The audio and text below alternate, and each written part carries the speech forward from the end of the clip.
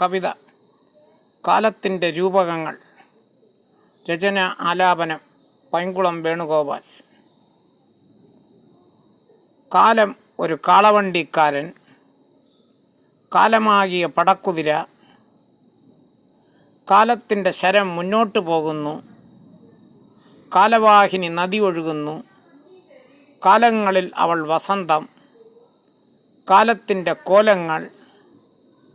കാലത്തിൻ്റെ പാറക്കെട്ടുകളിൽ മഞ്ഞുകട്ടകൾ വീഴുന്നു, കാലയവനികയ്ക്കുള്ളിൽ മറഞ്ഞു എന്നൊക്കെ കവി പറയുമ്പോൾ നിങ്ങൾ അതിനെ ആഭാസരൂപകങ്ങൾ എന്ന് പറയുന്നു.